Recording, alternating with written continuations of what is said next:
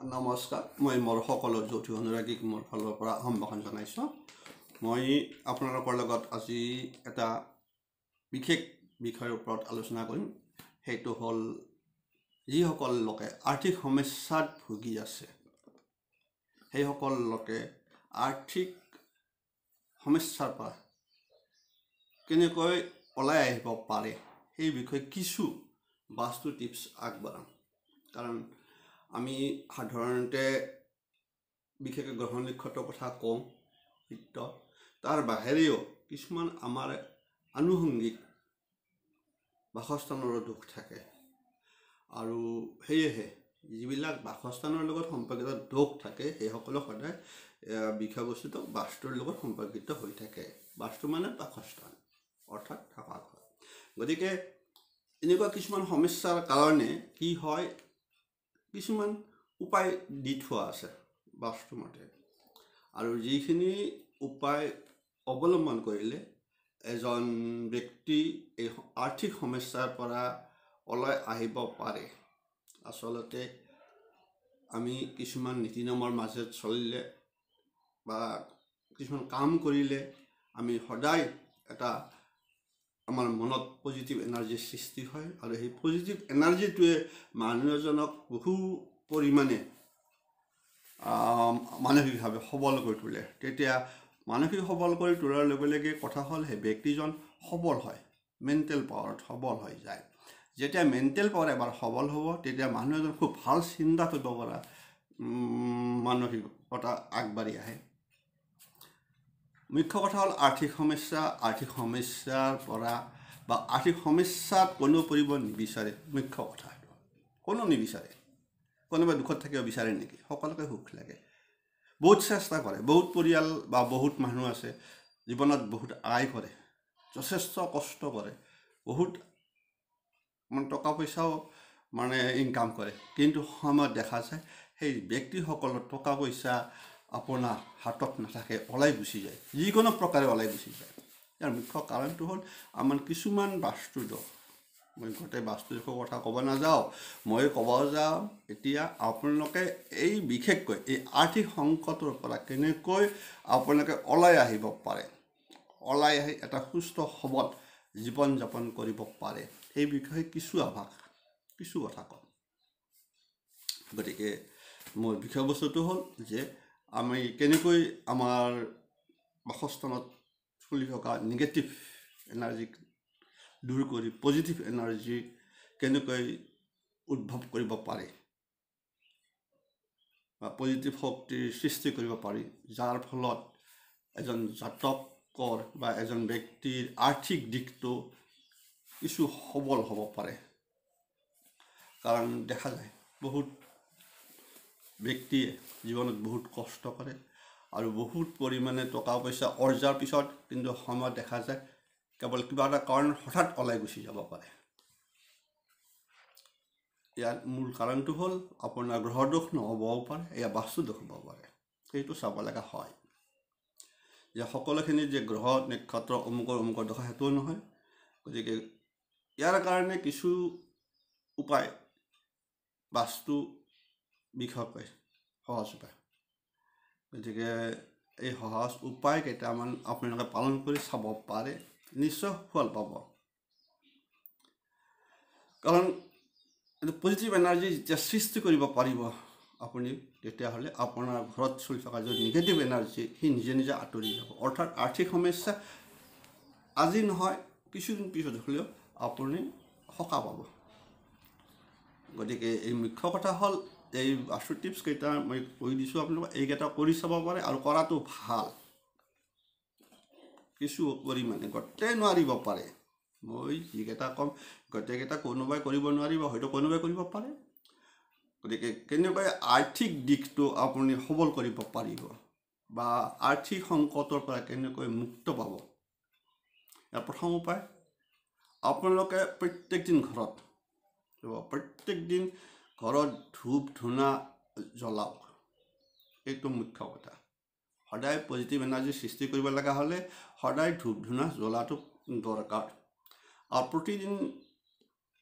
প্ৰতি মঙ্গলবাৰ বা বৃহস্পতিবাৰ আৰু শনিবাৰে চাব এই তিনিটা বাৰ মুখ্য বাৰ কিন্তু একচুৱেলি গতিকে মঙলবাৰ বৃহস্পতিবাৰ আৰু শনিবাৰে তাত এটুকুৰা আপোনাৰ কৰ্পূৰ দি দিব কৰ্পূৰ দি দিব যেতিয়া ধূনা জ্বলাব ধূনা জ্বলাৰ সময়ত আপোনালোকে তাত এটুকুৰা কৰ্পূৰ দি দিব এই কৰ্পূৰটো আপোনালোকে যিকোনো সিহঁত দোকানত কিনিব পাৰিব পূজাৰ সামগ্ৰী দোকানত বেছি দাম নহয় বহুতে ভাবে কি বহুত দাম নহয় আমাৰ সৰুটো সৰুতে মাত পায় আপোনালোকে এটা কিনি আনিলেও বহুত দিন যাব গতিকে দিনে এটুকুৰাকৈ দি জ্বলাওক ধূনা দিওঁতে গতিকে এইটো প্ৰথম দ্বিতীয় হ'ল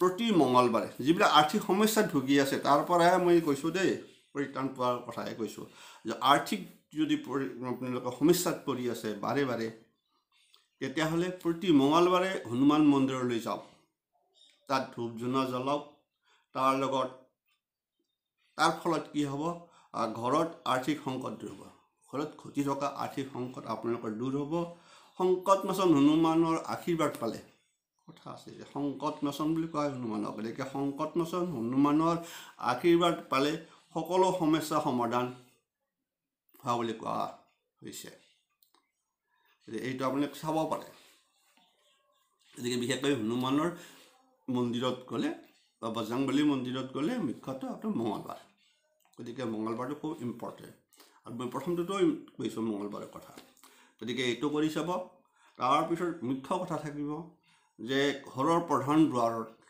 যিখন আপোনালোকৰ দুৱাৰমুখ প্ৰথম মুখ্য দুৱাৰ সেই দুৱাৰমুখখন বহুতৰ পৰিয়ালৰ কথা হ'ল কি আপোনাৰ বাহিৰৰ ফালে খোলা থাকে কিন্তু বাহিৰৰ ফালে ঘৰৰ ভিতৰৰ পৰা বাহিৰৰ পৰা ঠেলি দিব পাৰি বাহিৰ কিন্তু সেইটো নহয় একচুৱেলি আপোনাৰ মুখ্য দুৱাৰখন সদায় ঘৰৰ ভিতৰৰ ফালে সোমাই থাকিব লাগে সেইটো কৰি ল'ব পাৰে সেইটো বহুতৰ দোষ থাকি যায় গতিকে সেইটো কৰি ল'ব যদি কোনোবা যদি ভিতৰ সোমোৱা আছে আপোনালোকে বাহিৰ মানে ভিতৰ সোমোৱা ব্যৱস্থাটো কৰি ল'ব তেতিয়াহে পজিটিভ এনাৰ্জি সোমাব আৰু যদি আপোনাৰ ঘৰত যিটো পজিটিভ এনাৰ্জি হয়তো আপোনাৰ যেতিয়া বাহিৰ ফালে খুলিব সেইটো কাৰণে কোৱা আছে যে মুখ্য দুৱাৰখন সদায় আপোনাৰ বাকী ভিতৰ বেলেগ কথা যে আপোনাৰ যেতিয়া বাহিৰৰ পৰা ঠেলি দিলে ভিতৰত ফালে গুচি যায় এইটো কিন্তু কথা থাকে গতিকে এইটো কৰিব ঘৰৰ বাহিৰত তুলসী গছ প্ৰায় থাকেই সনাতন ধৰ্মী যিবিলাক মানুহ প্ৰায়বিলাকৰ থাকেই তুলসী গছ গতিকে এই তুলসী গছত কথা হ'ল আপোনাৰ তুলসী গছ থাকিলেই নহয় এই তুলসী গছডাল সদায় ঈশান কোণত হ'ব লাগে ঈশান কোণ মানে আপোনাৰ উত্তৰ আৰু পূব কোণ তাৰ মাজৰ যিটো দিশ সেই ছাইডত বিশেষকৈ উত্তৰ দিশটো মুখ্যম উত্তৰ আৰু পূবৰ যিটো ছাইড থাকে ঈশান কোণ বুলি কয় সেই ঈশান কোণত ৰোপণ কৰক তুলসীডাল কথা হ'ল কি আৰু সেই কোণটো সদায় পৰিষ্কাৰ ৰাখিব লাগে ঈশান কোণটোক বিষ্ণু স্নান বুলি কোৱা হয় গতিকে বিষ্ণু বাস কৰে গতিকে ঈশান কোণ সদায় পৰিষ্কাৰ কৰি ৰাখিব লাগে গতিকে আপোনালোকে সেইটো কৰিব যদি ঈশান কোণ যদি আপোনালোকে যদি জাবৰ জোঁথৰ থয় তেনেহ'লে আপোনাৰ আৰ্থিক সংকট কেতিয়াও মানে আঁতৰ নহয় আৰ্থিক সংকট থাকি যাব বেমাৰ আজাৰ থাকি যাব বহুত সমস্যা আহি যাব গতিকে ঘৰৰ ঈশান কোণটো বিশেষকৈ আপোনাৰ যিমান পাৰি সিমান পৰিষ্কাৰ ৰখা ভাল আৰু তুলসী গছ ঈশান কোণত ৰুৱক গতিকে কোৱা আছে ঈশান কোণ বিষ্ণু ভগৱানৰ যিহেতু ঠাই আন এটা বাস্তুমতে আন এটা কথা কোৱা আছে ঘৰৰ যেতিয়া ঋণাত্মক শক্তি ঘৰৰ যদি ঋণাত্মক শক্তি সৃষ্টিৰ ফালৰ পৰাই আমাৰ টকা পইচা চলোৱা ঘৰৰ জামেলা আহি যায় আৰ্থিক সংকট বেমাৰ আজাৰ আহি থাকে গতিকে কোৱা আছে যে আপোনাৰ ঘৰ যেতিয়া মুচিব অৰ্থাৎ যেতিয়া ৰাতিপুৱা পানীৰে পৰিষ্কাৰ কৰিব আপোনালোকে পানীৰে পৰিষ্কাৰ কৰিব তাত এচামুচ নিমখ দিব লাগে নিমখ দিহে আপুনি মুচক গোটেই ঘৰৰ যিবিলাক আছে মজিয়া গতিকে তাত পানীত এচামুচ নিমখ দি আপুনি মুচিলে ঘৰৰ যিটো ঋণাত্মক প্ৰভাৱ সেইটো না হৈ পজিটিভ এনাৰ্জিৰ সৃষ্টি হয় সেইকাৰণে খুব পাবই আপোনালোকে প্ৰায় আপোনাৰ চাব পাৰে প্ৰায় বাছটো আপোনাৰ যিখিনি উপায় ক'ব তাত এই নিমখৰ খুব অত্যন্ত এটা গুৰুত্বপূৰ্ণ দি থোৱা আছে। পাবই আপোনাৰ নিমখৰ লগত সম্পৰ্কিত আছে। নিমখ হৈছে সাগৰৰ পৰা হয়, গতিকে আমাৰ লক্ষ্মী মা সাগৰ কন্যা, গতিকে তাৰ লগত লক্ষ্মী মা আৰু সম্পৰ্কিত হৈ আছে। যিয়ে নহওক, গতিকে ইয়াৰ ফলত কি হয়, ঘৰত যদি যিটো ঋণাত্মক শক্তি সেইটো আপোনাৰ নাশ হৈ আপোনাৰ ঘৰুৱা পৰিৱেশটো পজিটিভ এনাৰ্জিৰ সৃষ্টি হ'ব। এইটো মুখ্য এটা কথা থাকিল। আন এটা হ'ল কি, যে আপোনাৰ ঘৰৰ সন্মুখত বিশেষ কোনো ওখ গছ বা পিলাৰ, যিকোনো পিলাৰ থকাটো শুভ নহয়। তাৰ ফলত বিশেষকৈ ডাঙৰ গছ থাকিলে একদম তাত কোৱা আছে যে আপোনাৰ যিকোনো বাধা, তাৰ ফলত কি হয় যে ৰ'দ পৰাত অসুবিধা হ'ব পাৰে। মুখ্য সন্মুখত যদি ঘৰত যদি সদায় ছাঁ পৰি থাকে, ৰ'দ নপৰে প্ৰথম ৰাতিপুৱাৰ ভাগতে, তেতিয়াহ'লে মানুহৰ বেমাৰ আজাৰ এইবিলাক বৃদ্ধি পায়। গতিকে বাস কৰা ঘৰত পৰ্যাপ্ত সূৰ্যৰ পোহৰ পৰাটো আৱশ্যক বাস্তুমতে। গতিকে এই এটা কথা থাকি গ'ল।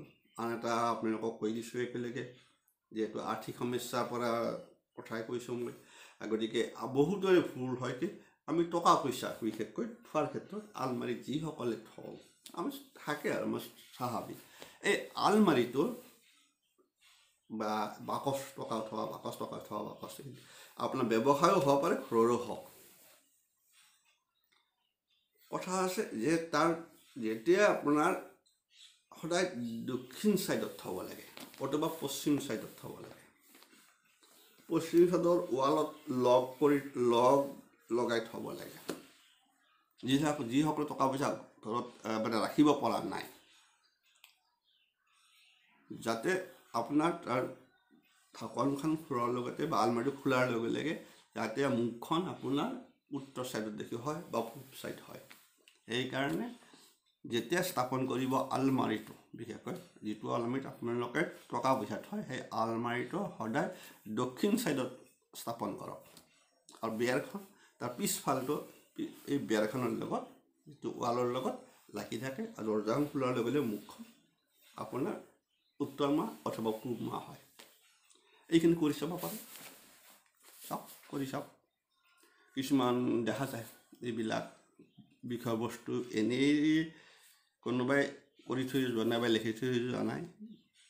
এইবিলাক হ'ল একোটা আপোনাৰ আৰ্থিক সংকটৰ পৰা সকাহ পোৱা এটা মুখ্য উদ্দেশ্য। গতিকে আৰু বহুত আছে এনেকুৱা যথেষ্ট পাব বাস্তু উপায়। আজি মই কৈ দিলোঁ আপোনালোকক। গতিকে আজিলৈকে এইকেইটাই কৈ থলোঁ, এইখিনি কৰি চাবচোন তলে কেইটামান যিখিনি পাৰে, যিসকলে ভুগি আছে। গতিকে দিছোঁ সকলোৰে মংগল কামনা কৰিলোঁ। চাব, যিসকলে নতুনকৈ চাই আছে ছাবস্ক্ৰাইব কৰিব, কমেণ্টছ কৰিব। এনেকুৱা কিছুমান কেতিয়াবা খুব হঠাৎ কেতিয়াবা এনেকুৱা কিছুমান উপায় আপোনালোকক মই কৈ দি আছোঁ বা কৈ দিম। আৰু আছে, যথেষ্ট আছে কিছুমান সৰু সৰু বিষয়বস্তু দেখাত, কিন্তু সময়ত খুব গুৰুত্বপূৰ্ণ।